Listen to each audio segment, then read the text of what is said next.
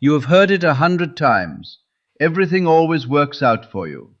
Say it enough, some people tell you, and life will rearrange itself to prove you right. I am going to tell you something that will sound, at first, like I am contradicting that. I am not. I am going to rescue it, because as most people are using it, it does nothing, and I can tell you exactly why. So stay with me, because by the end of this, you will know the one piece that has been left out. The piece without which everything works out is just a pleasant sound you make in the dark. Let me begin where I have always begun, because I do not ask you to take any of this on faith. I ask you to test it. I have said this from every platform I have ever stood on. Test it, even if you take it up with the determination to disprove it. I once told an audience to prove it before our 4-week series was out, and to come back and tell me what had happened. I am not afraid of your skepticism. I welcome it, because I know you will not disprove it. A law does not require your belief to function. It functions. You may deny the law of gravity and step off the height anyway, and the law will have its way with you. The law of assumption is no different. You are using it right now, this very moment, whether you know it or not. The only question I have ever asked is whether you will use it knowingly. That is the confidence I am speaking from, not a hope. A law I have tested time and time again and watched perform. So when I say that everything works out for you, as most people repeat it, does nothing, understand that I am not attacking the law. I am defending it from the people who have hollowed it out. Here's how. They have taken the word assume and quietly emptied it. They tell you to assume that everything works out, and they mean keep a hopeful general mood. Expect good things vaguely. Feel optimistic about life at large, and then wait. That is not assumption. That is wishing with better posture. I never taught you to assume a mood. I taught you to assume a specific wish fulfilled. There is a vast difference, and the whole of your result lives inside that difference. A general feeling that things will be fine gives the creative power in you nothing to make. It is a fog. You cannot build a house from a fog. But the definite feeling of a particular end already realized, that is a blueprint, and the creative power in you builds from blueprints. I will tell you exactly what I told my own audiences. Here is a good test to prove this very thing. Assume the feeling of your wish fulfilled, a specific wish, a definite end, and then observe the route your attention follows. You will find that as long as you remain faithful to that assumption, your attention is confronted again and again with images related to it, not to a vague good mood, to that end. The specific assumption organizes your whole inner world around itself. The vague one organizes nothing, and then you wonder why nothing came. But you say, this happened to me. Yes, I know what is rising in you, because it rises in everyone who has tried this and been disappointed. You are thinking, but I did assume, I did feel it, I held the good feeling, and still nothing changed. And you are about to conclude that the law is unreliable, or that it works for others and not for you. Hold on, because here is the thing almost no one will say to you plainly.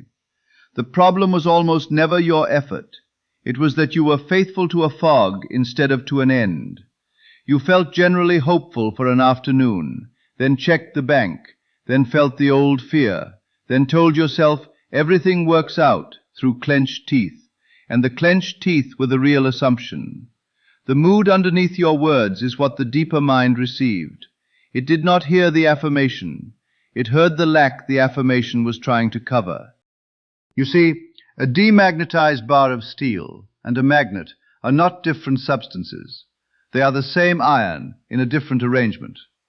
You do not need to become someone else. You need only to rearrange from the diffuse, hopeful wishing that points nowhere to the single, ordered assumption that points at one specific end. That is the whole of the work. Let's sum it up before we move into the silence. Here is the correction, made plain enough to use tonight. First, Stop assuming a mood and assume an end. Do not affirm that everything works out. Decide what specifically working out would look like. Not the whole of your life vaguely improved. One definite scene that would only be true if the thing were already done. The friend's congratulation, the signed page, the key in the door. Choose the end, not the atmosphere. Second, enter it. Do not admire it. The thin teaching has you picturing a good future from the outside that is thinking of the end, standing outside it, looking in, forever about to enter and never entering. I am asking you to think from it, to step inside the scene and feel it from within, through your own eyes, as a present fact. You know a thing mentally by looking at it from the outside. You only really know it by becoming it. Third, bring the mood as the servant of the end, not in place of it. Yes, the feeling matters, but the feeling is the tone of a specific assumption, not a substitute for one. Feel the quiet relief of this particular thing being done, not hope, not wanting, the settled naturalness of one for whom it is already so. And fourth, remain faithful when the senses argue. This is where nearly everyone abandons it. You assume the end, and the next morning the evidence says no, the delay, the bill, the closed door. And you drop the state and call the law false. But a seed does not become a tree the night you plant it, and the man who digs it up each morning to check it has only killed the thing he planted. Faithfulness to a specific end, held through the contradicting appearances, that is the entire discipline. That is what the everything works out crowd never test, because they never had a definite end to be faithful to. And once you see what they left out, you cannot unsee it. Do you see now why the thin version fails? It is not wrong, it is unfinished. It keeps the comforting words and throws away the engine. Everything works out for you is not the assumption. It is the mood of the assumption, the atmosphere around it. And an atmosphere with nothing at its center condenses into nothing. Put a specific end at the center. Enter it as a present fact. Hold it faithfully against the evidence, and that same phrase becomes true, not because you chanted it, but because you finally gave the law something to do. And there is a way to prove this to yourself that leaves no room for doubt. So I will say to you what I have always said, and I will say it with the same certainty. Test me. Take a definite end, not a vague wish for a better life, but one specific thing you would dare to call already yours. Assume the feeling of it fulfilled, enter it from within, and hold to it faithfully, past the point where the doubters give up, while the world says no.